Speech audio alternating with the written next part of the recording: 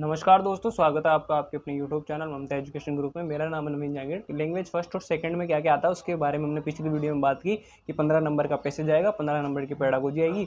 फिर मैंने बताया कि जो पैसेज है उसके ऊपर मैं अलग वीडियो लेके आऊँगा, पेडागोजी के ऊपर मैं अलग वीडियो लेके आऊँगा। पैसेज के ऊपर आज हमारी वीडियो है कि किस तरीके से हम पैसेज को सोल्व करें कि हमारे पूरे जो 15 में से 15 नंबर है वो आ सके। तो सबसे पहले मैं आपको बता दूं, जो पैसेज हमारा आएगा वो आएगा या तो काल्पनिक कहानी या इमेजिनरी कोई भी कहानी हो सकती है, उसके ऊपर आ सकता है। सेकंड आ सकता है न्यूज़पेपर की कुछ भी जो करंट में न्यूज़ है उसके ऊपर आ सकता है, जो भी करंट अफेयर्स में जो भी चल रहे हैं वो उसके ऊपर आ सकता है। और फोर्थ है पॉलिटिकल, यानी पॉलिटिक्स में भी अगर कुछ करंट में चल रहा है या हिस्ट्री में कुछ पॉलिटिकल इंसिडेंट हुआ है उसके ऊपर भी आ सकता है पैसेज। तो ये सारी चीज़ें हैं जिनमें पैसेज आ सकता है। इनकी आप सबको प्रैक्टिस करनी है।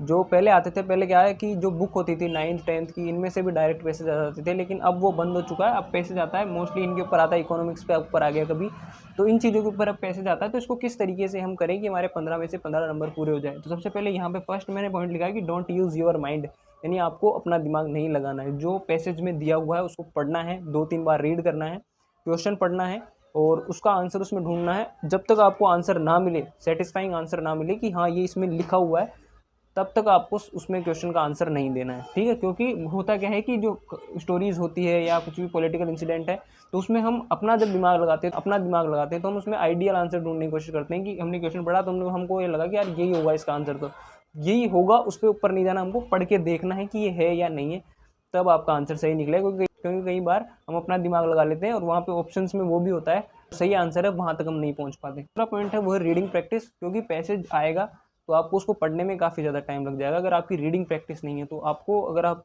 सीटेट की प्रिपरेशन कर रहे हैं, तो आपको डेली नहीं तो कम से कम 2-3 दिन में 1 या 2 पेज आपको इंग्लिश के पढ़ने की प्रैक्टिस करनी चाहिए। कोई भी आप इंग्लिश की बुक ले सकते हैं और उसमें से 1 या 2 पेज आप डेली पढ़ें, या कभी भी 2-3 दिन में जब भी टाइम मिले आपको पढ़ने की प्रैक्टिस करनी चाहिए। इससे आपकी रीडिंग प्रैक्टिस होगी, और रीडिंग प्रैक्टिस अगर आपकी होगी तो ना सिर्फ पैसेज बल्कि जो पूरा जो इंग्लिश वाला सेगमेंट है उसको आप आसानी से कर लेंगे, ठीक है। तो रीडिंग प्रैक्टिस के ऊपर आपको ध्यान देने की जरूरत है। सोल्विंग प्रैक्टिस, आप कोई भी पैसेज उठा सकते हैं, अपनी जो रेफरेंस बुक्स है उनमें से आप प्रैक्टिस कर सकते हैं। हालांकि उनमें से आएगा नहीं, लेकिन प्रैक्टिस अगर आप करेंगे तो वो आपको लिए जरूर हेल्पफुल होगी। तो कम से कम आप मान सकते, आपको देता हूँ सिर्फ 20 पैसेज आप आसानी से कभी भी सोल्व कर सकते हैं। तो 20 पैसेज आप सोल्व करके जाएँ। मैक्सिमम आप कितने भी करना चाहें वो आपकी खुद की चॉइस है। लास्ट है read question then paragraph. English में और हिंदी में जो सोल्व करने का तरीका है वो काफ़ी अलग है।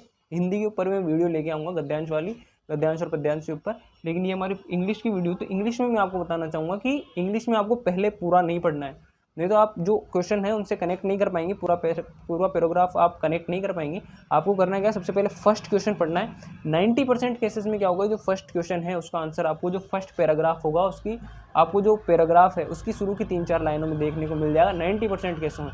कुछ केसेस ऐसे होते हैं जिनमें थोड़ा सा ऊपर नीचे कर देते हैं, लेकिन 90% चांस कि आप फर्स्ट क्वेश्चन पढ़ेंगे, उसके बाद आप उस पैराग्राफ को पढ़ें, आपको उसका आंसर मिल जाएगा।